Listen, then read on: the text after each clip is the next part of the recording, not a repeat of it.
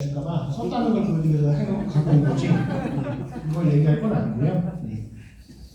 그 평화방송 그 미사 때에 말씀드린 거와는 이제 다른 이야기를 좀 하자면은 어쨌든 오늘 저희가 하는 이야기는 사랑에 대한 이야기라고 저는 생각을 합니다. 그 그리스도교의 하느님은 다른 종교의 신들과는 달리 인격화된 하느님이라고 이야기를 하고 인성을 취하신 하느님이라고 이야기를 하는데, 과연 예수님은 왜 인성을 취하셨는가? 물론 하느님이 예수님이고 성령이 또 예수님도 다 똑같은 거니까. 하지만 어쨌든 왜 예수님은 인성을 취하셨는가?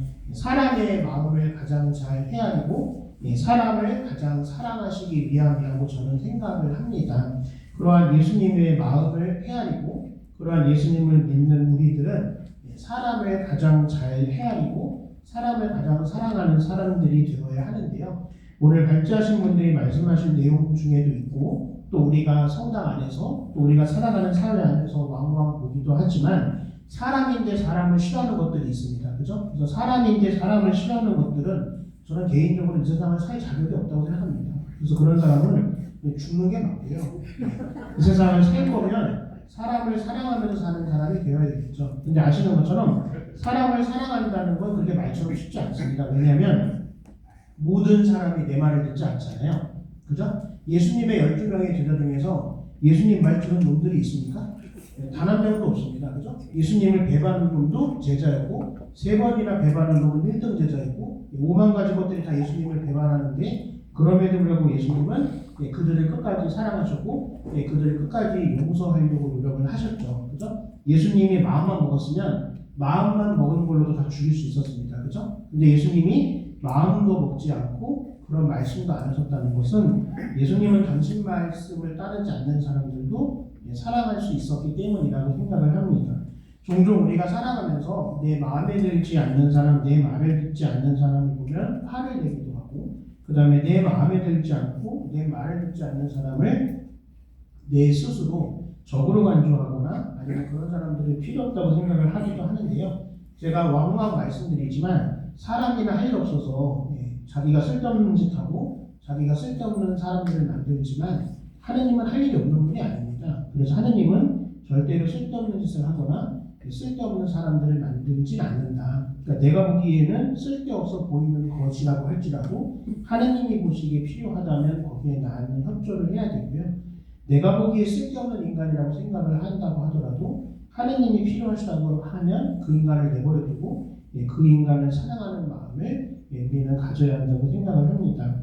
오늘 저희가 발제한 내용 중에서 핵심은 그게 아니지만 그 지류 중에 하나는 갑질에 대한 내용도 저는 분명히 있다고 생각을 하거든요. 근데 우리는 흔히 잘 나가고 돈 많고 권력 있는 사람만 갑질한다고 생각을 하는데, 그런 인간들은 태초부터 갑질을 해왔습니다. 그래서 우리는 그런 인간들이 갑질하는 거에 별로 기대도 없고요. 별로 실망도 하지 않습니다. 왜냐하면 걔네들은 원래 그래왔던 애들이니까.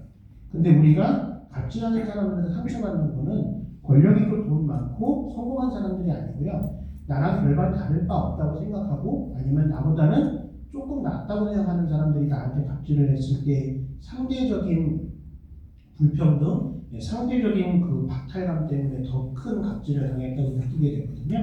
근데 알게 모르게 우리가 살다 보면 사람들에게 갑질을 하는 경우들이 있습니다. 표정으로도 하고요, 말로도 하고, 행동 거지로도 하고, 아니면 눈초리만으로도 할 수 있습니다.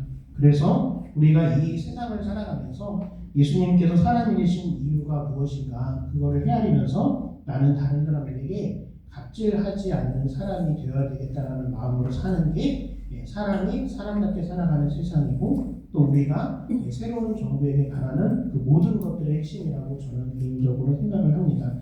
이 세상에 있는 모든 사람이 단 한 사람의 유해도 없이 나를 사랑해 주거나 나를 필요로 할 수는 없습니다. 이론적으로. 왜냐하면 하느님도 반대받았으니까요.